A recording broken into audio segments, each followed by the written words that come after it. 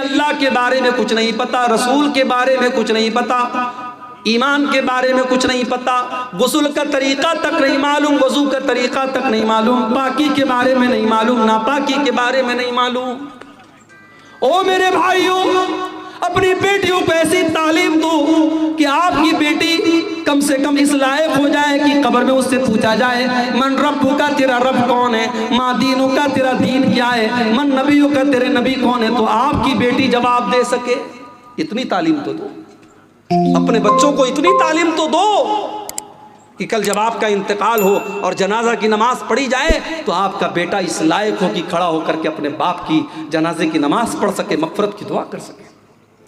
ارے کتنے بڑے بد نصیب ہیں وہ جنہوں نے بچوں کو پڑھایا لکھایا مگر بچوں کو اس قابل نہیں بنا سکے کہ بچہ کھڑے ہو کر کے اپنے باپ کی جنازے کی نماز پڑھ سکے۔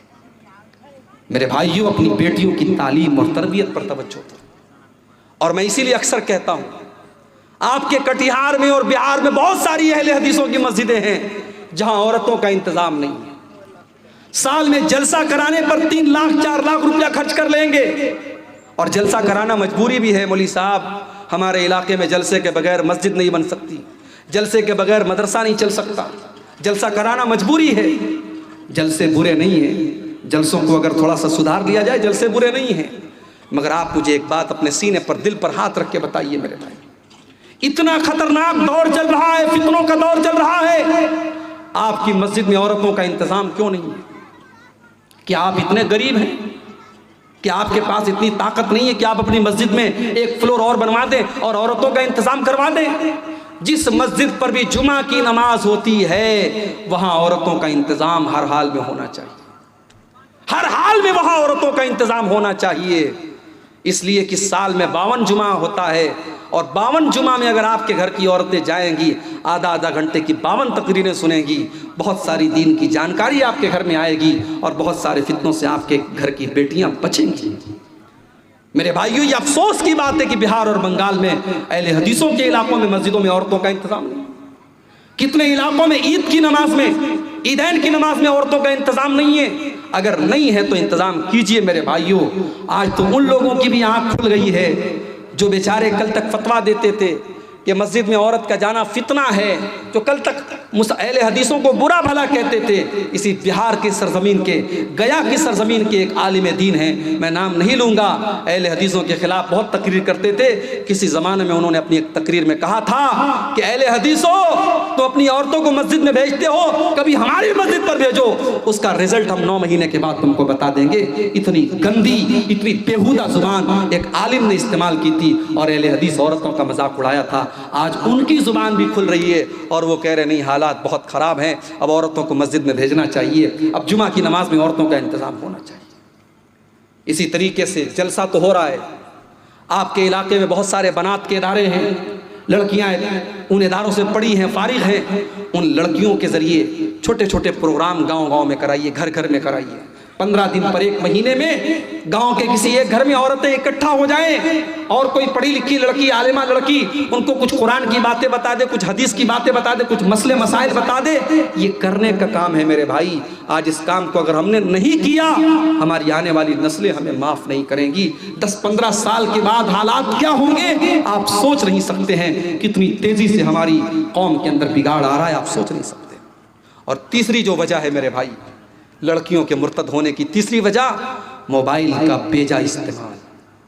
میں یہ نہیں کہتا موبائل حرام ہے، موبائل استعمال مت کروائیے اپنی لڑکیوں سے، مگر آپ موبائل دینے کے بعد نظر بھی رکھیے۔ رات کو 2 بجے آپ کی لڑکیاں آن لائن ہے، کیوں آن لائن ہے بھائی؟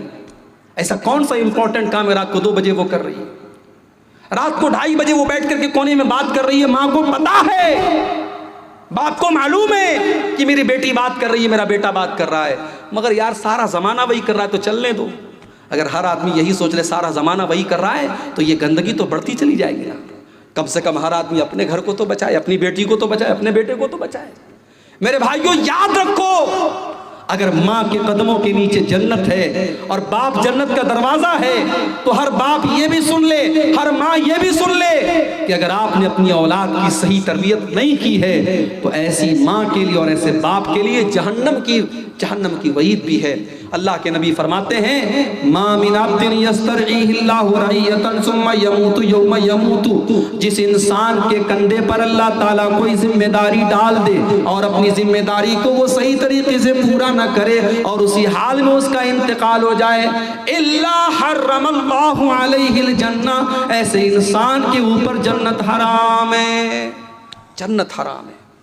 اس ماں کے لیے جنت حرام ہے جس ماں نے اپنی بیٹی پر نظر نہیں رکھی، اپنی بیٹی کی کالج کی چھٹی ہو رہی ہے 2 بجے، گھر آ رہی ہے وہ 6 بجے، باپ کو کوئی فکر نہیں ہے، ماں کو کوئی فکر نہیں ہے۔ نہیں میرے بھائی، آپ تربیت کیجئے، آپ توجہ دیجئے، اور موبائل کا استعمال ضرورت بھر ہونا چاہیے۔ اپنی بہنوں سے کہنا چاہوں گا، انسٹاگرام پر آئی ڈی بنا کر کے غیروں سے بات کرنا بند کر دو، واٹس ایپ پر غیروں سے چیٹنگ کرنا بند کر دو۔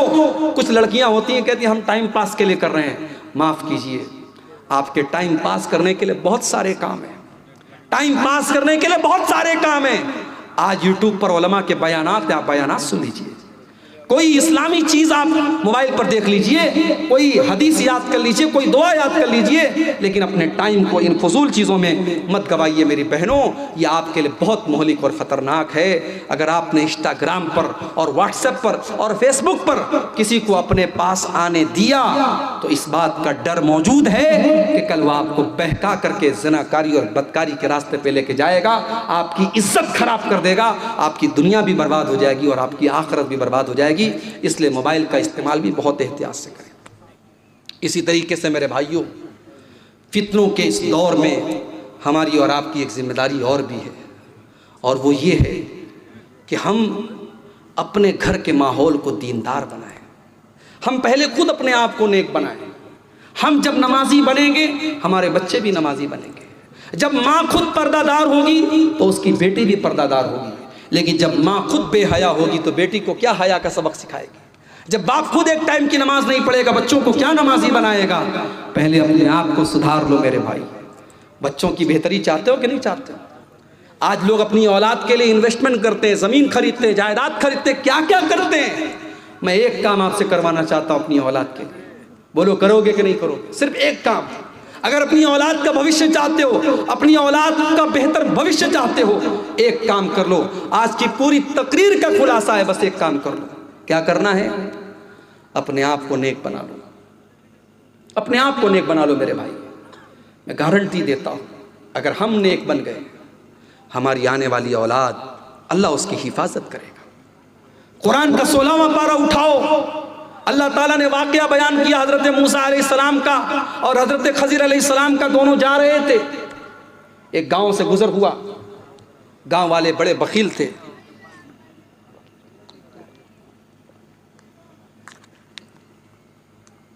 گاؤں والے بڑے کنجوس تھے، دونوں کو بھوک لگی تھی، کھانا مانگا، گاؤں میں کسی نے کھانا نہیں دیا، دونوں بیچارے تھکے ہارے ایک دیوار کے سہارے بیٹھے ہوئے تھے۔ اچانک حضرت خضر نے دیکھا کہ ایک مکان کی دیوار گرنے والی ہے۔ حضرت خضر باڈی بلڈر آدمی تھے، کھڑے ہوئے اور اپنے ہاتھ سے دیوار کو ٹھیک کر دیا۔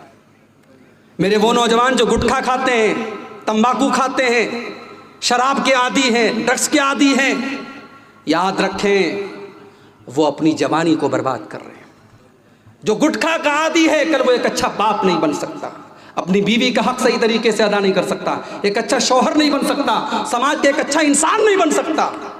گٹکھے کھا کر کے اپنے شریر کو برباد مت کرو، نشے کا عادی بنا کر کے اپنے جسم کو برباد مت کرو، اپنے مال کو اور اپنے شریر کو برباد مت کرو میرے بھائی۔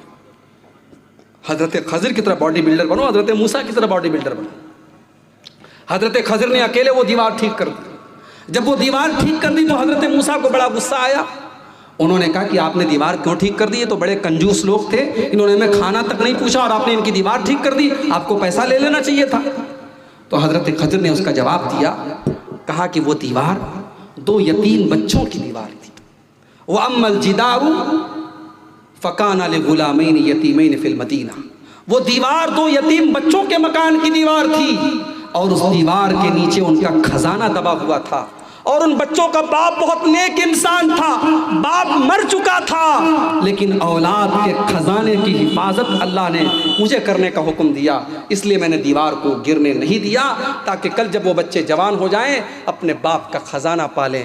میرے بھائیوں، آپ کی زمین، آپ کی جائیداد سیف رہے گی، آپ کے بچوں کے کام آئے گی، شرط یہ ہے کہ ہم اور آپ نیک بن جائیں، نمازی بن جائیں، دیندار بن جائیں۔